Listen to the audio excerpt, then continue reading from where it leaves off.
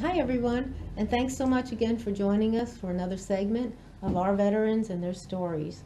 My name is Christine Shirley, and I'm here today with our featured veteran, Tom Dominiecki, who is also a South River resident. Tom, thanks so much for joining us once again. I appreciate it, and thanks so much for your service. Thank you for asking.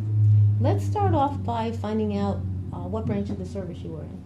I was in the U.S. Army, the Army Reserve Program. And how long did you serve in the Army? Total was 30 years. That wasn't all active duty. A lot of it was, a majority of it actually was in what they call troop program units. These were individual units scattered throughout New Jersey or the United States who had a mission for their particular unit. I happened to be in the military police corps, so that's what I was in originally. So you had active duty for how long? 28 months. I went in on active duty in February of 1966, and I came home. I was sent to Germany, West Germany at the time, and I came back in May of 1968. So did you enlist or were you drafted? No, I wasn't drafted or enlisted. I I was a commissioned officer through the Seton Hall ROTC program. Tell us a little bit about that. Seton Hall at the time, in South Orange, it was an all-male school. It wasn't co-ed at the time, and all freshmen it was mandatory that you had to be in the ROTC program for that first year. And after that, it was up to you as to whether you wanted to continue in the program or not. And the purpose of an ROTC program is to train officers so that upon graduating from school, you would be commissioned as a second lieutenant in one of the branches of the Army, which could be infantry, artillery, and military police, etc. At the time, in those years, the draft was in existence, and it was in existence until 1973 or 74 when President Nixon stopped it. But at that time, those persons that went to college, and if they went full-time, they had a student deferment. And so that once they graduated, Uncle Sam was waiting for them. And in most cases, it was very difficult for those college graduates to get a job because what large company is going to employ you and put you through their orientation program and then lose you to the Army in 6, 8 months or whatever it would be. So I felt that if I'm going to go, instead of going in as an enlisted person, I'll go in as an officer. So that's why I decided to stay in the ROTC program.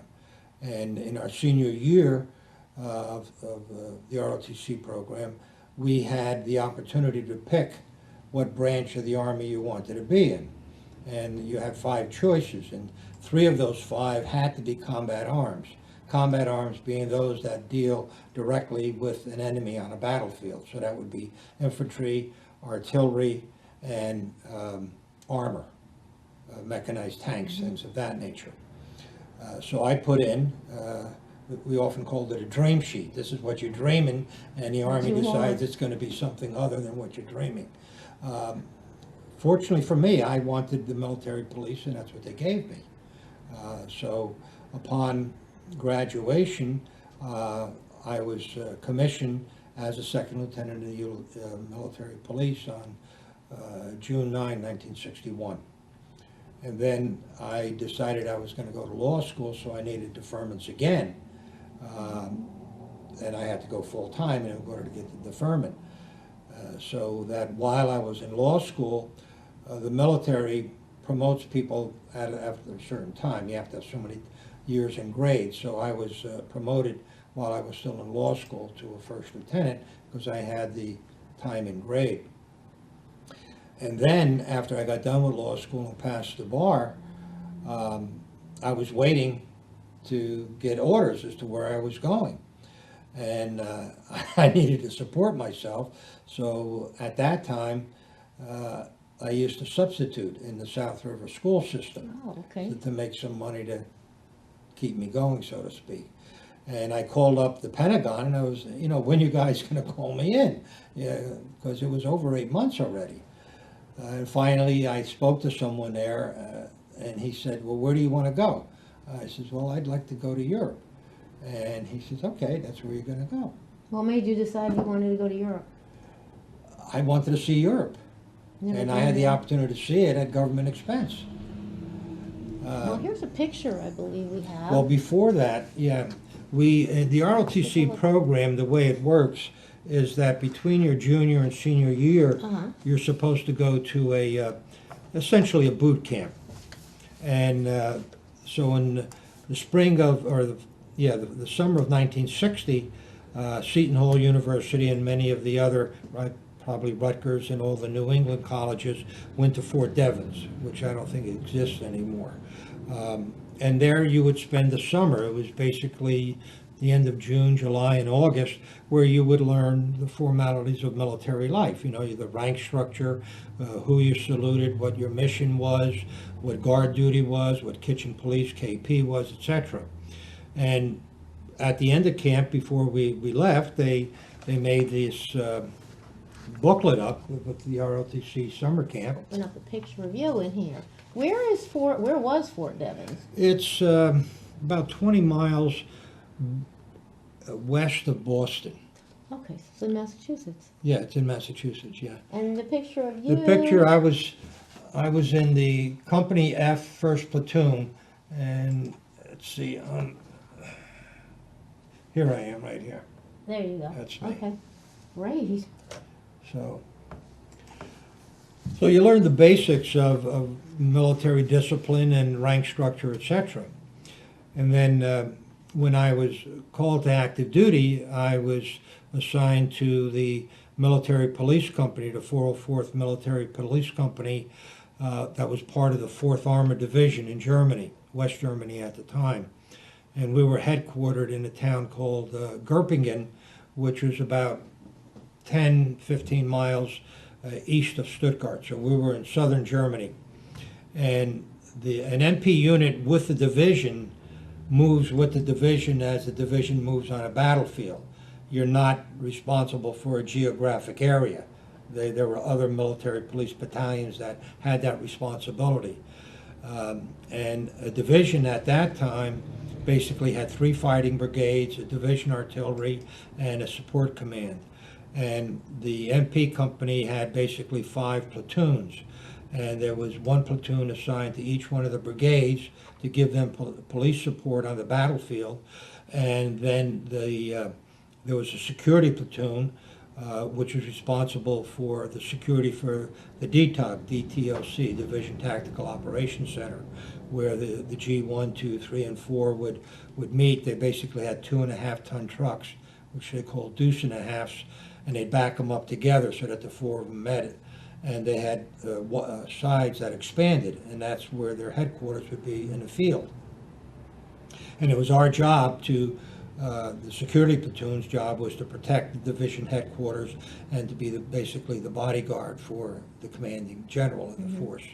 And the 5th platoon was basically a prisoner of war platoon. And they were responsible for gathering all those that happened to be prisoner of war encountered by the other platoons on the FIBA. The FIBA is the forward edge of the battle area. So as you're moving forward into the battlefield, you get some enemy troops that have been captured, and what do you do with them? And that was part of the responsibility of a division military police company. Did you see a lot of combat? No. That was basically the Cold War. Part of the 4th Armored Division was basically responsible for the area along the Czech border. And we were in southern Germany. North of us was the 3rd Armored Division, and they basically were responsible for the Fulda-Gap, FULDA, which is a plain area that was looked upon as the avenue of approach that the Soviets would use, because you can use tanks. The Russians or the Soviets had a lot of mechanized vehicles in their divisions. And the 4th Armored Division would have somewhere between 300 and 400 tanks in it. And an armored division was fully mobile, which means that you had the capability of moving everything that you had, your ammunition, your food, your troops, your tonnage, and everything like that. And so most of the vehicles were track vehicles, which a tank would be, and there were wheeled vehicles such as the Deuce and a Half truck or the M15 ones, which were the Jeeps at the time. And the units had to go to a training center down in southern Germany in the Bavaria area. The training center was called Grafenwehr. It was about 20 kilometers from the Soviet border. And there was what they call a post-camp and station type of military police unit who were responsible for that area full-time. Mm-hmm. And as we would send, the 4th Armored Division would send battalions of mechanized armored or mechanized infantry to Grafenwehr for practice, the MPs were sort of overwhelmed, so we always had to come and send some people up there to supplement them, to help them control what was going on. We have some pictures here, right? Yeah. Well, this one was at Grafenwehr, and I was a first lieutenant at that time. And this is you right here, Tom, right? Pardon? This is you. Yeah, Okay. and that's at Grafenwehr. And what I'm holding is a grenade launcher. And we were on the grenade launcher range that day, and I was the person in charge of that range for safety purposes.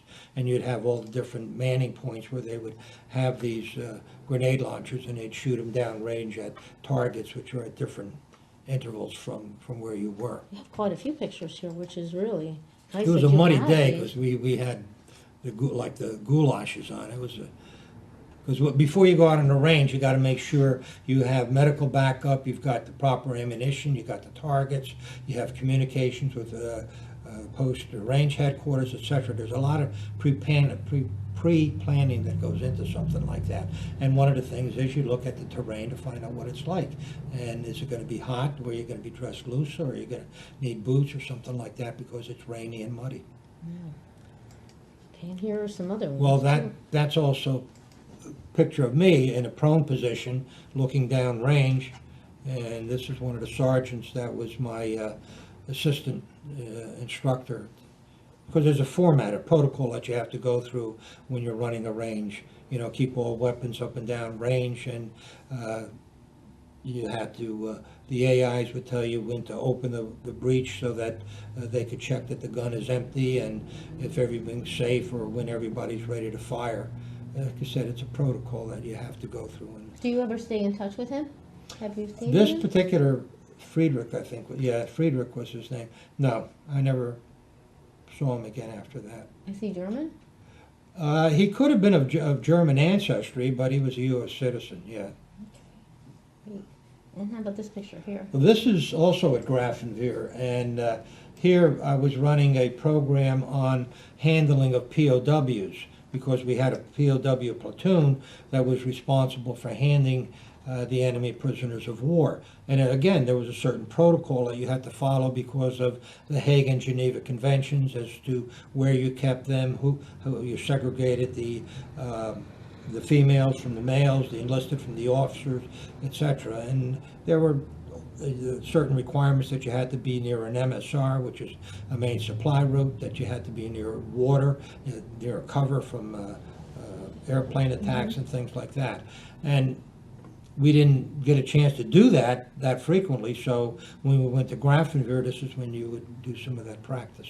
Practicing. And the other problem that you have in the military, and Buell will know this, that there's a constant turnover of people, especially back then when you had the draft. When a person's time came up, he left, so you got a rotation of people constantly, and you got to keep the training, because unless you do, you don't have that cohesiveness that you need to fulfill your duty.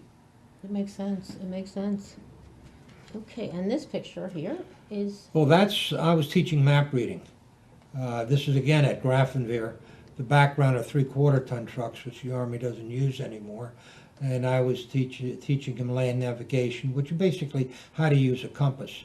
Because we're out in the woods, there's no traffic signals, or there's no traffic signs so many kilometers to New Brunswick or Munich or something like that. You got to know how to read a topographic map and how to read a compass to know where you are Yeah. and which direction you're going in, and it also helps you to determine what kind of terrain you're going to be in. Is it going to be flat? Is it going to be swampy? Is it going to be hilly up and down, etc.? And that's a basic course that everybody in the Army has to take. And again, you have to keep doing it all the time because you got a constant changeover of people. People, true. And this is the black and white of basically the same thing. I'm holding a compass in my hand, and I'm looking in some direction probably. And what was your rank here, Tom? That time I was the first lieutenant yet. And you had people working that were under you, correct? Oh, yeah, How yeah. many? Basically, in a platoon, you had basically around 45 people. A company would run about 180 to 200 people. And eventually I became the company commander, and you're responsible for all of them. And I took it personally. I always tried to help them as best I could. And how did you become the company commander? Well, I was promoted to captain in February of '67, and I had been in the unit for several months already, and there were several other first lieutenants there, and because of the way I conducted myself, they elected to, or the provost marshal, the lieutenant colonel who was on our duty or on our morning report, he preferred me to the others. For I guess he saw something in me that he liked, and I was the commander for 18 months in the military. And if you're in the military for any length of time, and if you're an officer, you want command time, because most officers don't get command time, they get staff duty. Mm-hmm. And the commander, you're responsible for these troops. 200 plus all the equipment, plus the ammunition, the feeding of them, the tonnage, the whole thing. It's a big responsibility. And that's why you'll see many commercials, I believe, like Boeing does, where they want veterans, because veterans, whether they're enlisted or NCOs, non-commissioned officers, they're officers, they've been ingrained with that certain discipline to get the job done. And if this is what needs to be done, you've got to plan for it and do it, and protect the people that are working with you. Take care of them. And how about these? Let's see what we have here. This was before I went to Germany. No matter what branch of the U.S. Army you were in, you had to go to basic training for that. Mm-hmm. So if you were infantry, you went to Fort Benning. If you were armored, you'd go to Fort Knox. If you were artillery, you'd go to Fort Bliss or Fort Sill. At that time, the military police school was at Fort Gordon. Now it's basically a signal school where Rule went. And I think the MP school now is at Leonard Wood, if I'm not mistaken. So Fort Gordon was where? Was based In where? Georgia. Oh, down in Georgia. Yeah, and I think there were 38 in my Okay. class. And which one is you? I'm right here. Oh, okay. Great. And then when we were leaving, we got an award for something. I don't remember what it was, but I was the class commander. And the way they choose that is they go by date of rank. And I was commissioned on June 9, 1961. The next closest guy was, I forget his name right now, but he was the 10th of June. So if I was one day later, he would have been the class leader. I got to be the class leader only because of the date of rank. And we were getting some award there, and that was the Colonel Steiner. He was the commander of the military police school at the time. And this is a picture of you getting the award. Well, on behalf of the class. Great. It wasn't something that I did, it's Mhm, what the class mhm, did. mhm. And it was extra responsibility because, again, you have to look at these guys. Now, some of them, they would get up and make sure they're in class and they're wearing the right uniform. There were some guys that didn't get the message. There was one guy, I think his name was Doherty. We were supposed to be in greens and he was in fatigues, And fatigue is a casual type of uniform like this. Okay. Like on this map reading thing, Mhm. because that's basically you're in the field and you're around vehicles and you're probably going to get dirty, so you don't wear your dress greens. Now the Army has gone to the blues. That used to be the dress uniform. It was the military's equivalent of a tuxedo, right? Okay. So now you see the Army, they're in the blues, the dark blue pants with a yellow stripe down it and a dark jacket, the blouse as they call it. So how long were you in Germany? I was there exactly 2 years. I arrived on May 2, 1966, and I left on May 2, 1966. When I got done with military police school, I got a port call to cross the Atlantic in a troop ship, the USNS Derby. And I had to report to the Brooklyn Army terminal, and we crossed the Atlantic, sea and sky and up and down and sideways and all that. And again, because of the rank that I had, I was the commander of the troops, which were down in the hold of the ship. And how many troops were in there? None. Oh. So I lucked out. Because if there are discipline problems, you have to handle them, okay? It was basically officers and NCOs and their families that were going across the Atlantic on the Derby, and that was the last trip for the Derby that year, 66, and then it was being transferred over to the Pacific because of the Vietnam War that was going on at the time. And we landed at Bremerhaven, and when we got to Bremerhaven, I was put on a troop train to Heidelberg. Again, I was made the troop commander again because of the rank. And then from Heidelberg, I went to Stuttgart, and from Stuttgart, we caught a train to Göppingen, and the first sergeant from the 404th MPs came and met me at the train station and introduced me to where I was living. And I was a bachelor at the time, so I lived in the BOQ, Bachelor Officers' Quarters, off post. Okay. And let's see what else we have in here. We have some photographs in here. Oh, lots of photos in here. Okay, this definitely looks like you're up. Well, this is me in civilian clothes, and this is in Garmisch. No, I'm sorry, Birch's Garden. Oh, okay. I was on leave at the time. And at that time in the 60s, the U.S. Army had Armed Forces recreation areas in Birch's Garden and in Garmisch. And the troops that were stationed in Europe would go there when they had the time to get off. One of the problems you had at that time is your duty day was Monday to Friday and half a day Saturday. So basically, when you got off Saturday at noon, where could you go? Especially if you wanted to go to Birch's Garden or Salzburg or into Austria or something like that, you couldn't do it. You didn't have enough time. So most of the guys, they would try to save up their time, and they'd try to get what they call a 3-day pass, where they'd be off Friday, Saturday, and Sunday. And then because of the threat with the Soviets at the time, we also had to carry cards called the 3K zone, kilometers, because they use kilometers in Germany rather than miles as we do here. And we were prohibited from going into those 3K zones for fear that we might be abducted by the Soviet forces. Did they want you to travel in teams, or could you go by yourself? Well, you just weren't supposed to go there. The only time we were allowed is I went into East Berlin, and we had to dress in our dress green uniforms, and we weren't allowed to get off the bus, and the Russian or the East German troops come on and check our IDs, etc. And it was more of a protocol to that. Okay. And let's take a look at some of these here. Well, this one happens to be myself and my cousin.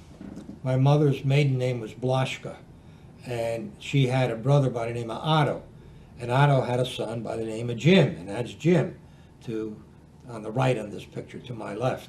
And he was stationed in Ansbach in Germany, but he was with an armored unit. So I went up to see him one day, and we took this picture standing in front of a tank, and I'm on the left and he's on the right. And Jim's brother was also stationed there, but he was up in Mannheim where the stockade was. Well, at least you got a chance to see some relatives, which Yeah, is nice. yeah. I mean, not many people have that. This is Lieutenant Colonel Anderson. He was the Provost Marshal at the time, and I think that was when I was promoted to captain, because I'm probably holding the orders there, and he's congratulating me on my promotion. And the collar over here would be the crossed pistols like you see on that. Yes. Crossed pistols are the symbol of military police. And the 404 That was the unit I was in, the 404th Military Police Company. It was not a battalion. Now, Rule here was in the Signal Corps, and they were crossed flags. Okay. Let's take a look here. Now, you had an interesting story here that we had talked about. In here. Well, The you're talking gentleman? about Nibus? Yes, That's later. okay, That's so we'll later. talk about that later. This Okay. was the post I was on in Gerpingen. It was called Cook Barracks, and this is, I guess I was the commander because I had the captain's bars. And this guy, Houchland, he became one of the board of directors for Greyhound. Oh, okay. Very financially rewarding. And this was the sign in front of our headquarters for the 4th Military, and there was some tonnage that we had put up in the back because I required the guys in the company to put it up periodically so they knew how to put it up, you know, because when you first get that tonnage, it's just a big bundle of canvas on the ground. You got to know how to unpack it, and then there's a certain procedure in putting it up so you don't get hit in the head with a tent pole or something like that. Now, do you stay in touch with him? Yes, I stay in touch with him and another guy, Dan Lucy. Dan made a career out of the military police, and he's living down in Alabama. And Jack Houchland, he got out after his tour, and he's retired from Greyhound. He's living in Naples, Florida. But it's nice that you keep in touch with each other. Oh, yeah. That's great. Okay. Well, that just happens to be somebody, I don't know who took this picture. I was looking for somebody. As you can see, the captain's bar, so I was the company commander at the time. This guy, Joe Larazola, he was our armorer because he was responsible for keeping all the weapons that we had. As military police, we had the .45, and we also at that time had the M14 rifle. You didn't have the M16 or the AR-16s in those days. And we had some recoilless rifles, which were used to man the strong points for the Division Tactical Operations Center. I just happened to be looking for somebody. And you can see that the white name tag. And because of Vietnam, they went to camouflage. Because what was happening, the Vietnamese could pick this out. I could pick out the white from Yeah. it. And same thing for your rank. It wouldn't be white. It would be a gray or a black or something like that. So it was more subdued. Subdued, so you wouldn't see it. Okay. This is a Byron Phillips. He was my supply sergeant. He was an excellent supply sergeant. And unfortunately, I tried to keep in touch with him, but I found out that after he left the military, he was doing some roof repair on his wife's house somewhere in Pennsylvania, and he fell off the roof and died. Oh, I'm so sorry. Oh. Yeah, I wish I was that weight again. God. So you must have some funny stories, though, from the military. Well, there were some yes and some no. As military police, we were not very much looked upon with favor, all right? And on the post I was on, Cook Barracks, we manned the main gate. And since it was the division headquarters, the finance office was there, the personnel office was there. And what would happen, you have to be careful of this, because if you get some of these guys and write them up for some infraction, they might screw your pay up. They might screw your paperwork up if you're supposed to be advancing in rank. But they also enjoyed themselves, and the German beer, it was great, and the military police, just like the police do today, they were always had a separate bar. You didn't mingle with them because, not that you thought you were better than them, it's just that you had to be objective. If you're going to arrest this guy for some violation, and if he's a buddy of yours, you might look the wrong way and let him go or something like that, and that shouldn't be. You're not supposed to be playing favorites like that. That makes sense. So. That makes sense. Now that's a picture. When we're a commander of a unit, you go over to the signal corps and they take a picture of you and they post it on the unit bulletin board so that everybody in your unit knows Who you are? who you are. And the rank that you had here? That was a captain. The bar is over here, captain. And this what is called a French Fourragère. It was a award given by the French government to the 4th Armored Division in the Second World War. And anybody that was part of the 4th Armored Division, whether they were in the Second World War or not, you got to wear this. Oh, very But the nice. 4th Armored Division was, I'm going to say the word terminated, but they were deactivated uh, as a result of things happening in Europe after I left. And I think the 3rd Armored Division was still there, if I'm not mistaken. And the headquarters that we were at in Gurpingen was moved up north to Ansbach. Because part of the problem is division headquarters were near Stuttgart, and the units, the brigades that were online were up in Bamberg and Nuremberg, which are further north. And that was like a 3, sometimes 4-hour drive just to get up there, unless you were fortunate enough to catch one of the division staff going up, and you jump and get a chance to get on their helicopter with them or the fixed wing aircraft that they had. So if you were part of the military police, how did you guys enjoy yourselves? I mean, Well, for me, as an officer, it was somewhat difficult because at that time, you were not supposed to develop an overly friendly relationship with the enlisted people because you had to rate them. I got rated every year, once a year, an OER, Officer Efficiency Report. Everybody that was under me that was an officer got an OER, an Officer Efficiency Report, based upon how that person performed his duties during that year. And then the enlisted people, the NCOs, the non-commissioned officers, they got the efficiency reports also, and I had to write them up. Either I was a rater or an endorser. And if you get too friendly, then your objectivity may not be as objective as it should be. Living in a BOQ, I was the only officer in the military police unit there that was single. The rest were married, so they lived up the street in the family area with their wives and children. So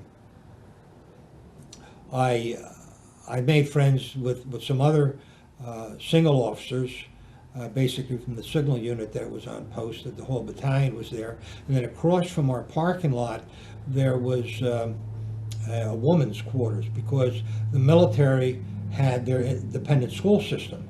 And in Cook Barracks, they had the grade system, kindergarten through 8, and they needed teachers for the Army military people that were stationed there. And so you would have teachers that would come over, they'd be under contract, and they'd live on post, and their job was to teach the dependent school children. And then when you went to high school, you had to do it on a regional basis. In our case, people would have to go into Stuttgart.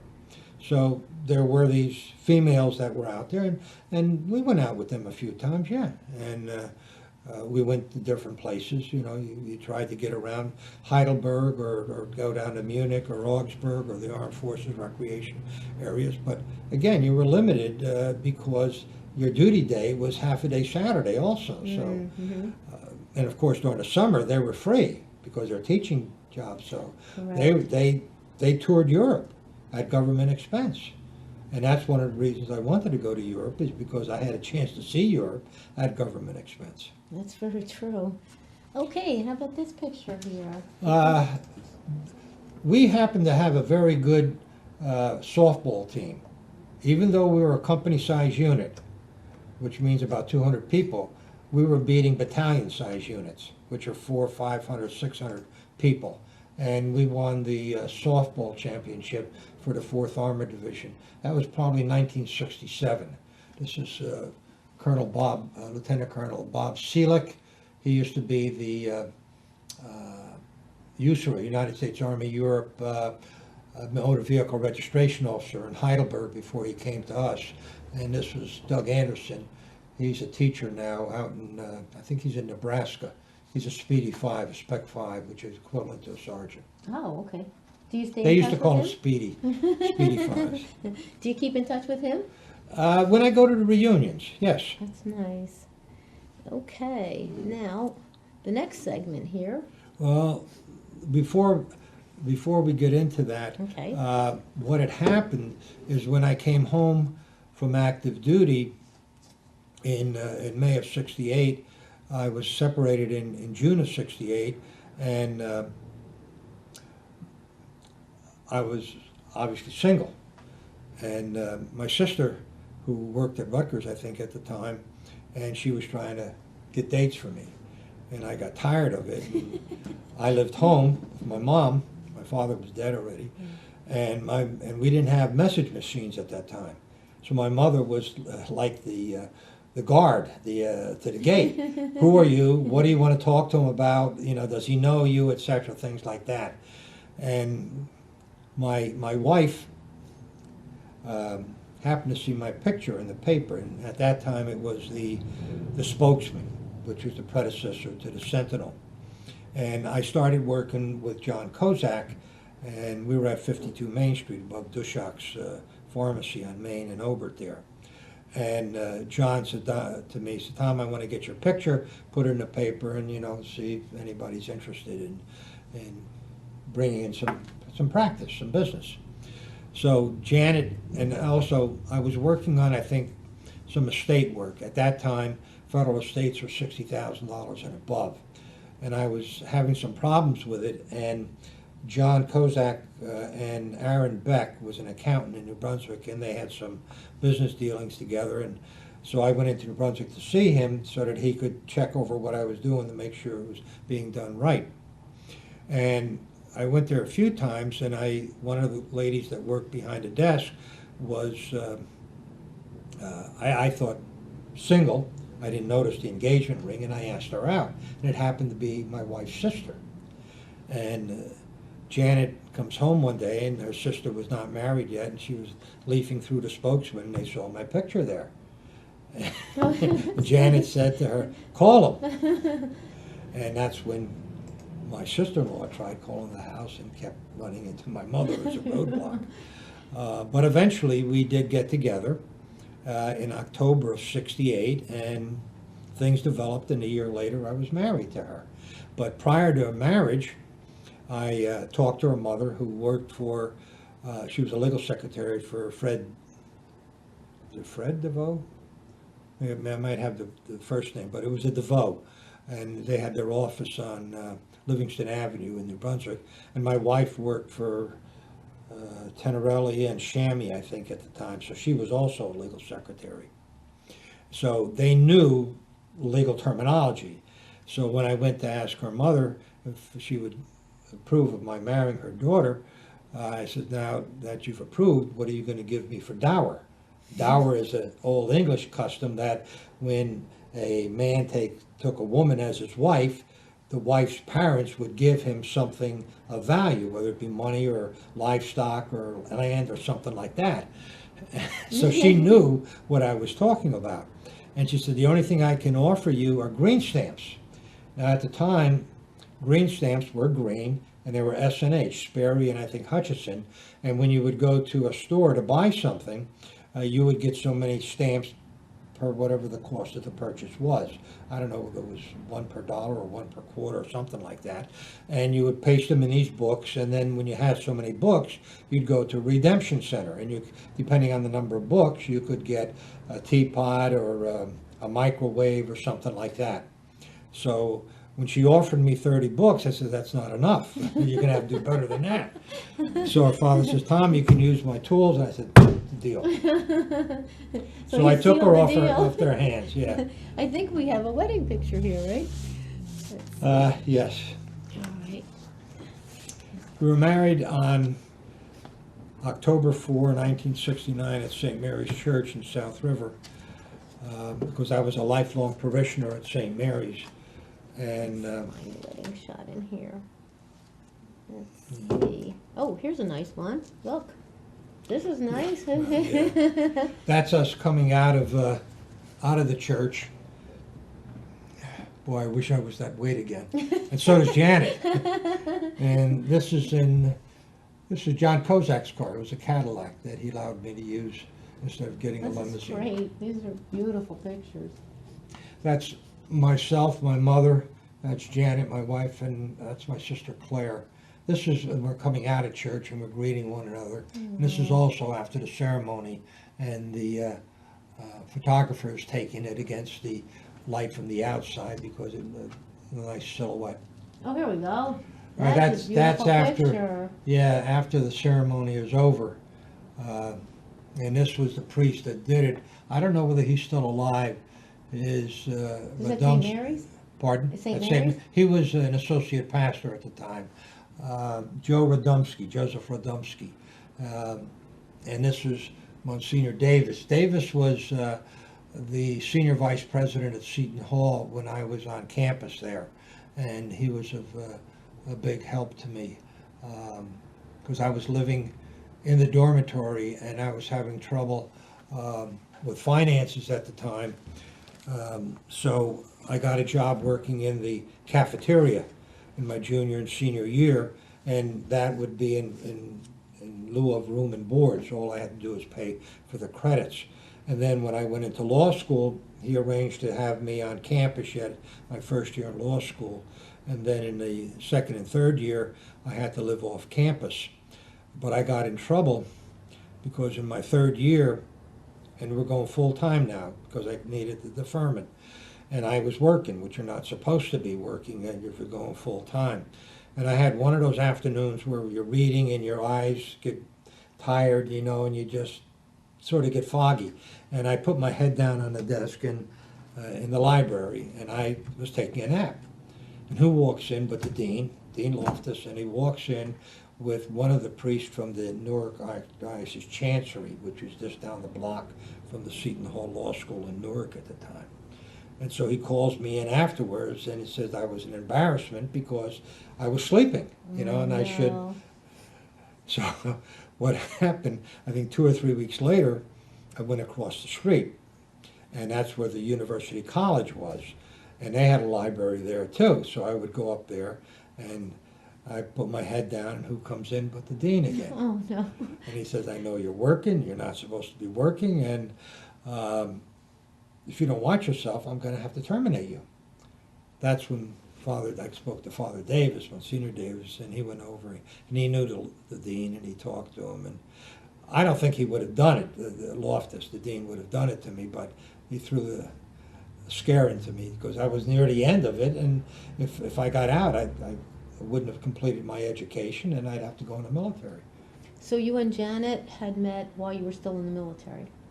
Well, I was off active duty, but I liked it enough that I decided to stay in the reserve program. And the reason I did that is because back in the 60s, you had no pension plans, you had no IRAs, you had no Kehoe plans, and being self-employed at some period of time as a lawyer, you'd have to arrange for your own pension. You know, where somebody working for Prudential or Hercules or DuPont's, they would have a pension part of their package there along with their medical. So I decided to stay in the military because I enjoyed my time in the military. I had a chance to tour Europe, I met some wonderful people, and so I happened to be at a title closing in Freehold, I think in probably August of '68, and I ran into Dominic Serrato. He was a lawyer also in Freehold, and he was also a major in the 404th Civil Affairs Unit. Now, it's the same designation, the number designation, as the military police unit I was in, but this was a Civil Affairs Unit. And that is this? That's what that is, yeah. And this is the company pennant. And what it is when you're in formation, you have a guide who has a, what do they call it? It's not a flag, a staff. And anytime the commander issues an order for right face or something like that, he raises it up so that the troops in back know, be alert, there's a command coming. You're going to have to do something, turn right, left, come to attention. And it would, in the military police, there would be cross pistols here, and this would be green, and it would have 404. This happened to be the 404th Civil Affairs Company, which is a nice name for military government. So what the military government or civil affairs unit did, they do everything a civilian government would do. You'd have your JAG, who would be responsible, Judge Advocate General would be responsible for your courts. You'd have your MPs would be responsible for public safety, fire, and your prisons. You'd have the communications people, which would be responsible for getting the communications up. The agriculture people, the medical people, etc. There were 21 different teams that were in these military government civil affairs type of units. And so I fit right in. I was a public safety officer. So whenever we would run these CPXs, which is a command post exercise, I would then be responsible for the territory we're in, for the local police, the fire department, and for the prisons, right? And is this part of this? And then I eventually became the legal officer there too. And then I became the executive officer. Then I eventually became the commander.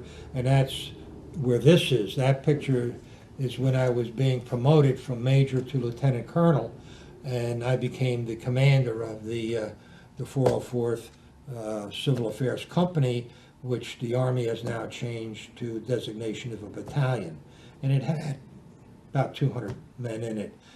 And we had engineers, we had real estate people, we had bankers, doctors, chaplains, you know, across the whole range of civilian government.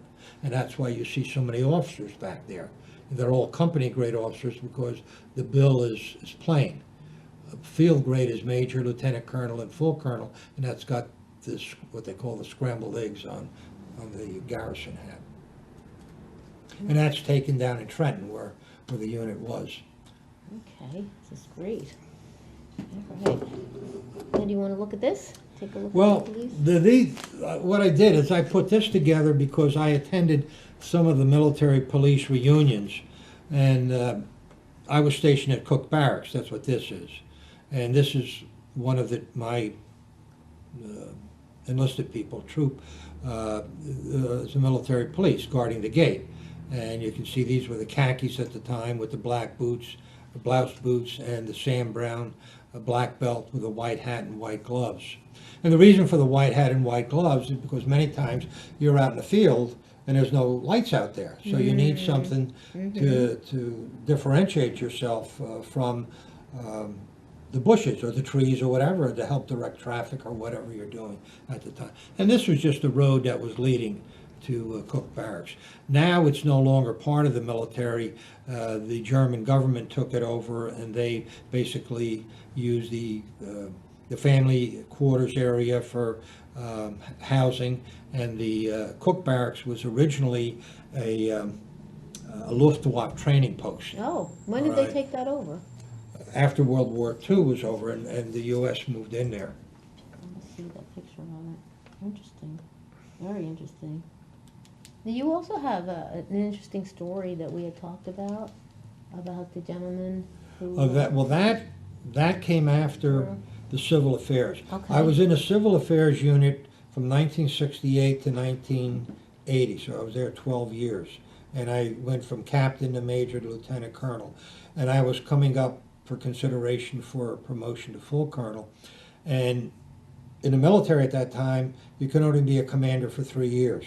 And the idea being is that you don't stagnate there and block other people that are capable of moving up and getting the experience, but you move and move on to something else, usually a staff position.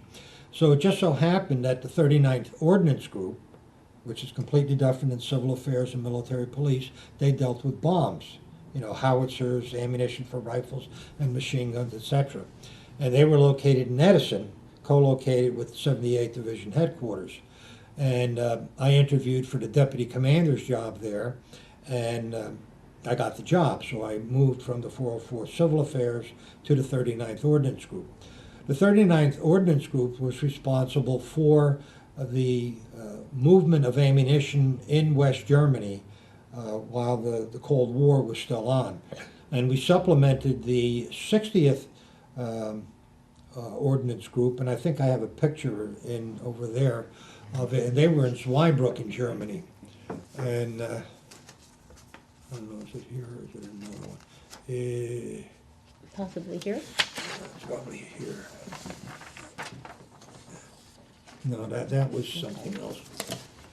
It's under here someplace. But anyway, we went over there, and our job was to supplement them as far as bringing the ammunition in from CONUS, continental United States, to Amsterdam or Bremerhaven or one of the ports, and then getting it onto the Army troops that needed that particular ammunition. Obviously, type of ammunition a tank division would use would be different than what an infantry division would use. And one of the guys that was there with us, his name was Gary Nebus, He, in his civilian life, worked at the Picatinny Arsenal, and he had a top secret clearance. And when we were supplementing the 60th Ordnance Group in Zweibrücken, we had a caged-in area because everything we were doing was top secret. And one of the things was ADMs, atomic demolition munitions, and where they would be located throughout Western Germany, basically on a smaller nuclear level to cause an impediment to the Soviet tank divisions that they were expecting to lead the invasion of West Germany, and to slow them down so that you get more chance to bring people from the CONUS, the continental United States. And he saw this, but he had a top secret clearance too. And I think a year later, we were down at Fort Pickett, Virginia, in a logistical exercise with him, and he would disappear quite frequently, and everybody, where's Gary, where's Gary? And it turned out several years later that he got up one morning and nobody saw him again. He left his wife and kids, and the last thing I heard is that he was in Cuba, and he was a Soviet spy. That's what we assume he was. Terrible. So it wasn't really something that we caused a problem with, because he also had a top secret clearance with Picatinny Arsenal. And the top secret meant that the FBI did a background investigation of your family and your relatives and where you lived, etc., to determine whether what kind of clearance you got. And Rule, what you had probably Secret. a top secret or No, secret, because Secret I dealt clearance. with cryptography. So. and it's the same process. Let's see if we have the picture in here. Let's see. Might be in here. This Yeah, I is think it. it's in here. This is Yeah, it, I yeah. think so. Okay, good. All right, this is the 60th Ordnance Group. They were in Zweibrücken at the time. I don't know whether they're still there or not. And this is the company's billboard out front. And then this is what we worked behind. It was caged-in area. It was like a jail, because what we were doing behind there was all Top secret. top secret. And they had, in fact, one of the machines was inside a safe, one of those walk-in safes. And we had shredders all over the place, so that if something happened, you had to shred the Shred it. stuff, And this is where we were giving a briefing, and the CPX was called Crested Eagle. And this is a map of West Germany here, with the FIBA, the forward edge of the battlefield, and the red would be the unit designations of the opposing force, and the arrows would show the general thrust line, and the black would indicate where the friendly units were and what they were, whether they were infantry or armor or whatever have you. And there's a certain symbols that go with that, so you have to know how to read a topographic map. You read right and up, and it's usually 6 digits. And this is what you get on your GPSs in a car today. So you have to know how to read those maps, and you have to know the symbols for the different units. And this guy's name was Henry Muller. I don't know what happened to him. This was the guy, Gary Nebus. He was the one that What a affected. shame. Yeah, what a shame. Yeah. It is. And this is another fellow, Jerry Crocomo. We were all there. We were part of the ordnance group at the time. And then, again, the rank in the military is like a pyramid. You have a lot of privates, and then as it goes up, you got your private first class, PFCs, then you got your E4s, then your Spec 5, Spec 6, or sergeants, staff sergeants, first sergeants, first class, master sergeant, whatever. And the same way with officers. You had, the lieutenants and then captains. They were all company grade, which means that they were usually involved in company-size units. And then you went up to the field grade, which had that braid on the hat. And there you would get involved at the brigade and division level, and that would be majors, lieutenant colonels, and colonels. And obviously the pyramid goes up so that there's only one colonel at the top. So I was there at the 39th for 2 years, and I went to a civil affairs command, which is in Bronx, New York. And that was a command headquarters. So, and our responsibility was the European theater of operations that took in all of Europe. All Europe. Not just Western Germany, but everything. And the unit was commanded by a one-star general. There were 26 full colonels, 24 lieutenant colonels, 2 majors, a captain, and enlisted people. And why? Because you were dealing with the ministries at the national level. So, and our job was to work with the German territorial forces to collaborate with them about movement of trains and which roads are going to be your MSR for movement of troops forward and moving the refugees and POWs back. I lost my train of And thought. what year was that time? Well, I got promoted at that time because there were 26 full colonels in that unit, and there was an opening, and I was promoted in September 14, 1983. And I was working with the German territorial forces and with the 21st Support Command. And that was the general there was a 3-star general, and he was basically responsible for all the logistics for all the U.S. Army troops in Germany at the time, and how to get them from Konus to continental United States, across the Atlantic, into the different ports in Europe, and then to the fighting units that were stationed in Germany. I was there twice with the 39th and twice with the 353rd.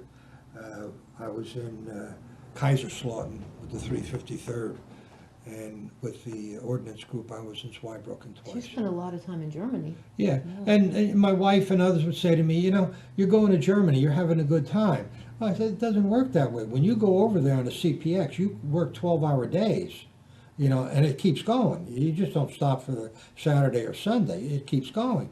And then once you come in and you're read into the problem, you spend your 12 hours there, and then when the next 12-hour shift comes in, you spend time briefing them, so you bring them up to speed as to what the battlefield is, or what's going on there. And then, so by the time you get back to where you're staying, it's maybe 13, 14 hours now that you've been up. So what can you do? You go to bed, you get up the next morning, and you eat, and you go back to work again. So, you know, people say, you went to Europe, you got to... No.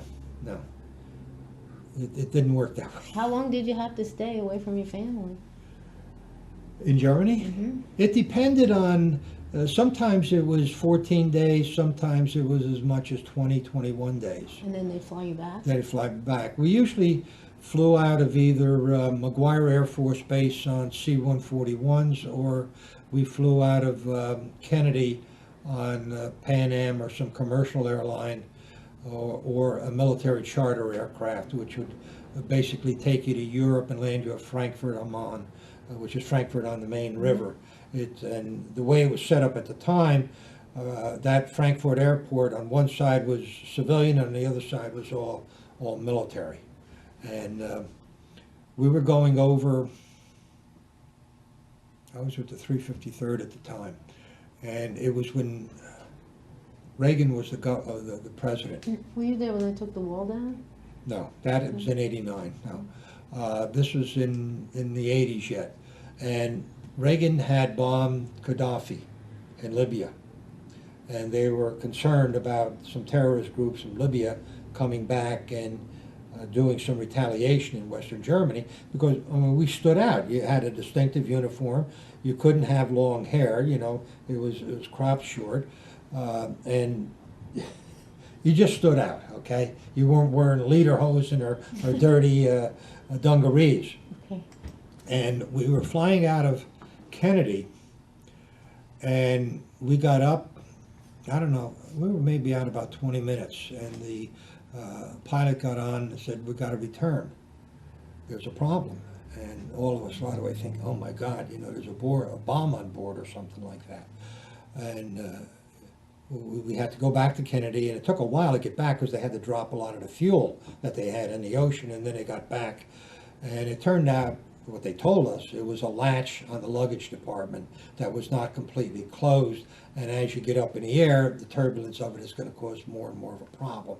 So as a safety feature, we came back. But nevertheless, that your antenna were up, we're concerned about that.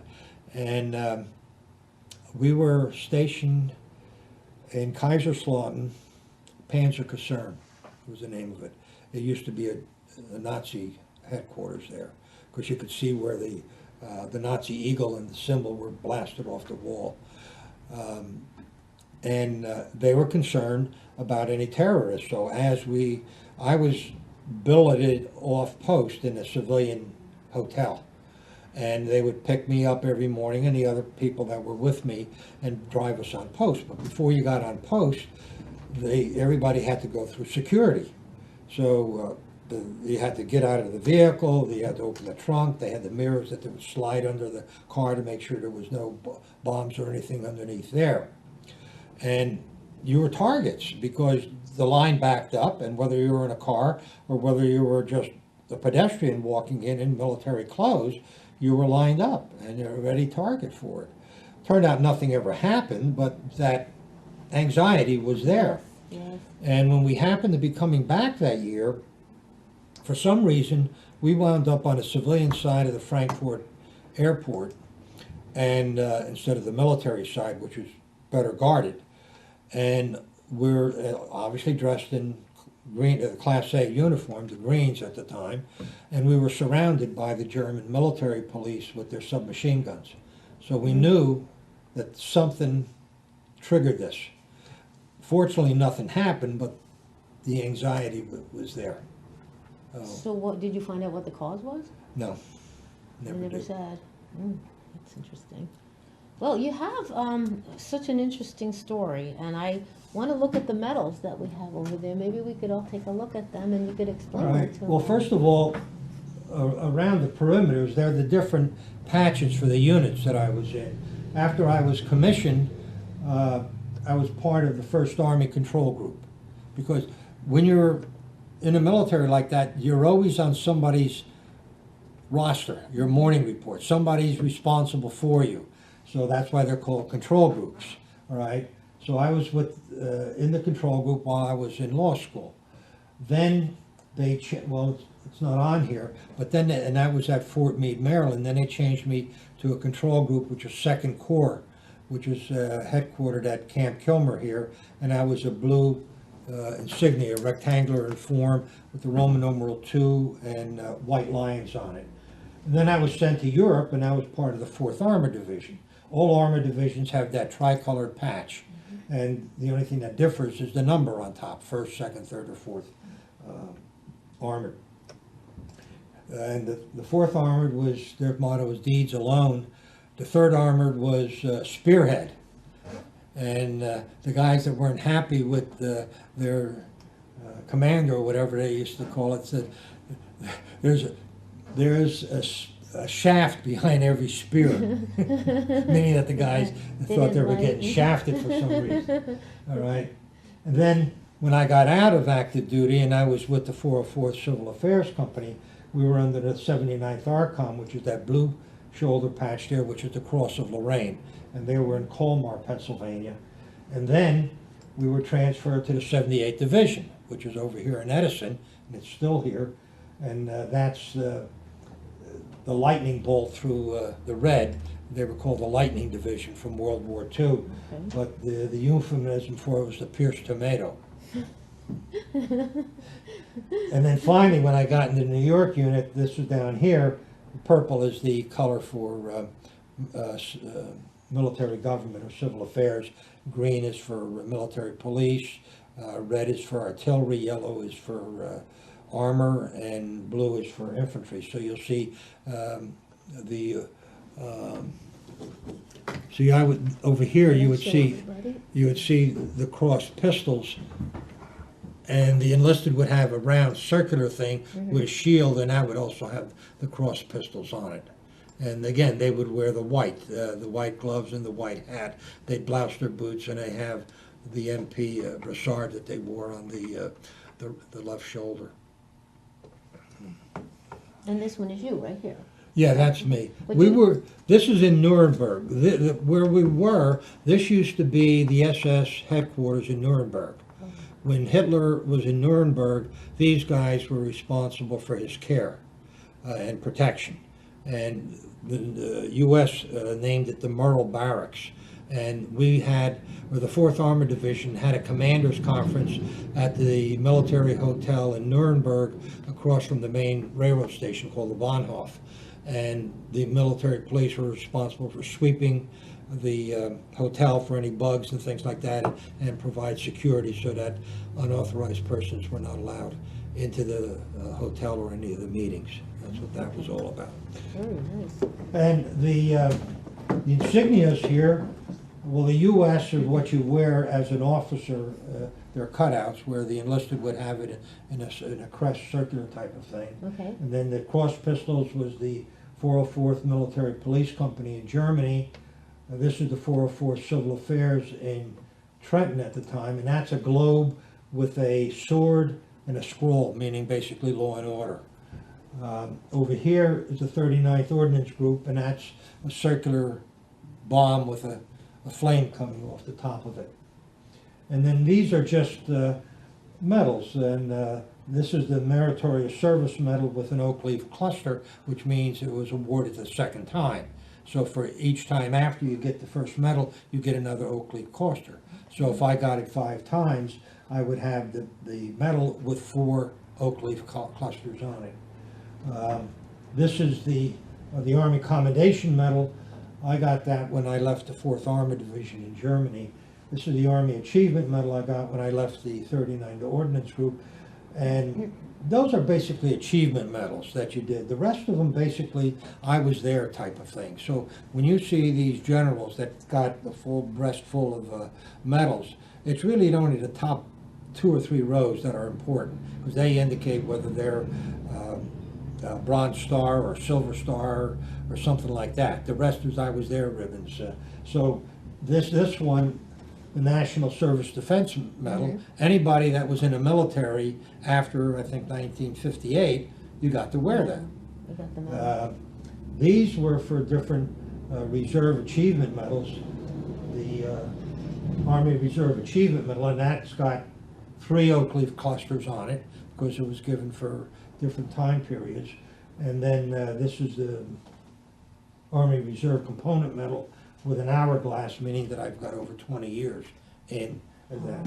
It's And- wonderful. That is really. And the rest of them just indicate that you were in Germany, or you were in Europe, or you were someplace. That's what it Wonderful. basically is. Well, you know, I really appreciate your coming here. Wait a minute, you better talk about my wife. You have the, Okay, absolutely. We want to show the 25th wedding anniversary that Tom wants us to take a look at. So we have a few more minutes here, so we're able to show.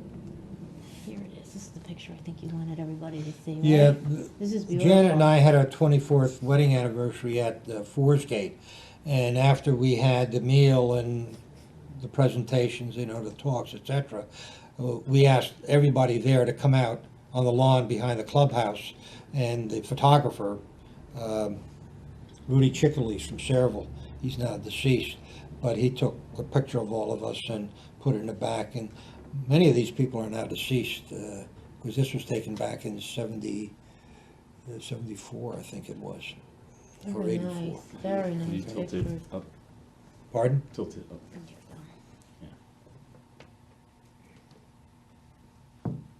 Wonderful picture that you had so many people there, for your 25th anniversary. That's beautiful. Well, we're planning our 50th now, so. Oh, that's wonderful. And I think the last thing I'd like to mention, before we close, if you tell everyone a little bit about your services All right. at St. Mary's.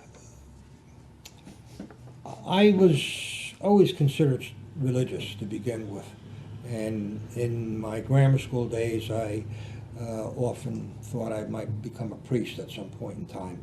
And that's one of the reasons I went to St. Mary's High School in South Amboy, because I wanted the Catholic education. Plus, I took 4 years of Latin, which was brutal. And then, after we were married, the Diocese of Metuchen at the time had a notice in the Catholic spirit that they were forming up these new diaconate classes. And we went to the first one, I think, in 1990, and I was still had my law practice going at the time. And most of the fellows that were there giving the presentation were retirees from Bell Telephone or Prudential or something like that. And said, you know, it's not going to take much time. Then during a break, I started talking. I said, no. It doesn't work that way. Once you get involved, you're in, and you're in all the way. So I decided I had to get Janet's consent, and she agreed to it. So I was ordained as a deacon in the church, the Roman Diocese of Metuchen, on October 13, 1998. Show everybody. And so I've been a deacon for over 20 years now, and when you're 75, you have to retire. So I had to send a letter in to the bishop indicating that I reached that age and that I would be retiring. And the pastor at our church, Father Michael Dominiecki, had this plaque made, and it was put up on the wall in the church. And this is a picture of Father Dominiecki and myself by a plaque, and this is one with Janet and myself. That's wonderful. That really is amazing. But in a sense, a lot of what was going on, and as a diaconate, also was going on because I was also the municipal judge in South River for 10 years, and I was dealing with domestic violence every weekend because why? Somebody got paid, and he stayed out with his buddies too late and come home, and his wife or significant other got on his case, and he started cursing at her and maybe slapped her around. The police were called, and the police would call the municipal judge, who I happened to be at the time, and you'd issue a temporary restraining order. And the idea was to separate the two so that there would no more be wouldn't be conflict anymore, whether it be verbal or physical or a combination of that. And that always happened like 2:30, 3 o'clock in the morning. Why? Because the bars closed at 2 o'clock, right? So you give them a half hour to get home, and they get involved in an argument, and then the police get involved, and then they would call me. And there were certain police officers at the time, namely Joe Kaczynski, who was sergeant at the time. He loved to ring me up on a Friday night or Saturday. But my phone was on my wife's side of the bed, so she always had to pick up the phone. And she knew the routine after a while, what questions to ask, etc. what, yeah. So she could have been the acting judge for the night. Tom, you have a wonderful story here, and we really appreciate you coming in and sharing this with us. I mean, your service in the military, your service in the community, thank you very, very much for sharing everything with us. Well, I appreciate the opportunity of coming here, and I'm hoping that the veterans out there know what the military is like, whether you're Marine, Navy, or Air Force, or whatever have you. But for many of those that have never been in the military, it's not what you see in the movies or on television. There's a different side to it, and I had the privilege of serving my country for 30 years, met a lot of wonderful people, and you felt that you actually had a degree of responsibility for that overall mission during the Cold War. You were there to help out. And in fact, one of the things that the United States Army Europe used to do is we had to keep all our vehicles topped off, all our ammunition for 3 days, all our food for 3 days, and the USARA would call an alert once a month. And it would be any day of the month, any hour of the month. And so it was usually 2, 3, 4 o'clock in the morning. And you had 2 hours to get your whole unit together with everything preloaded and get off post. And you felt like you were part of something bigger than just this group of guys that you began to love. Yeah, and it's something that I enjoyed about the military. Nobody can say that, in my presence anyway, that the military was bad. Maybe they had a bad experience, but I had a good experience, and I'm thankful for it. Wonderful. Thank you so very much again. Thank you for I'm sorry coming in. I was Thank you bored. for, no, this is wonderful. And we just, in closing, we want to say that thank you all for joining us today. and hearing Tom's story. And if there's any veterans or their families out there that would like to come, we would absolutely welcome you. We really want to hear your stories, share them with all the community and everyone. And we thank you all very much, and God bless America.